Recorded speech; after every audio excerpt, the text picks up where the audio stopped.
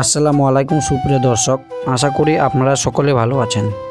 তো সুপ্রিয় দর্শক, আজকে আমি এই ভিডিওটির মাধ্যমে আপনাদেরকে জানাবো প্রচণ্ড শীতকালে অর্থাৎ ঠান্ডার সময় আমরা ঝিঙে চারা কিভাবে তৈরি করব এবং এই যে ঝিঙের বীজ রয়েছে তা থেকে কিভাবে অঙ্কুরোদ্গম বের করব।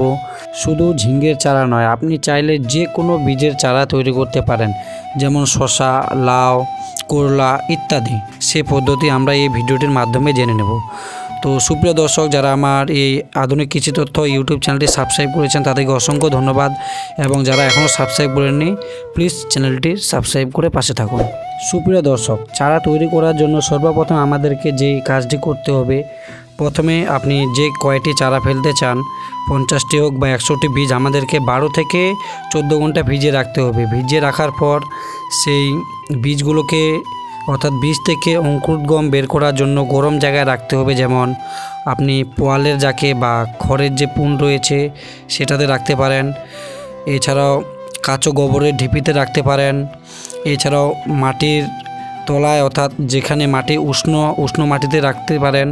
বিভিন্ন জায়গায়, যে জায়গায় আপনি বীজগুলোকে রাখবেন সেই জায়গায় যদি উষ্ণতা একটু বেশি হয় টেম্পারেচার, তবেই বীজ থেকে অঙ্কুরোদ্গম বের হবে।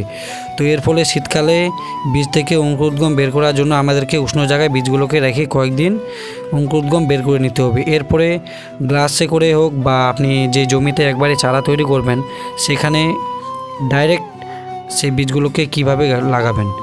তো সর্বপ্রথম সুপ্রিয় দর্শক, মাটিটাকে একেবারে ঝুরি করে নিতে হবে, অর্থাৎ মাটিতে যেন হালকা পরিমাণে জল বা স্যাঁতস্যাঁতে থাকে মাটিটা, যাতে সহজেই গাছ অর্থাৎ চারা মাথা চারা দিয়ে উপরে উঠতে পারে। তো এরপরে মাটি দিয়ে ভালোভাবে হালকা করে চেপে দিতে হবে।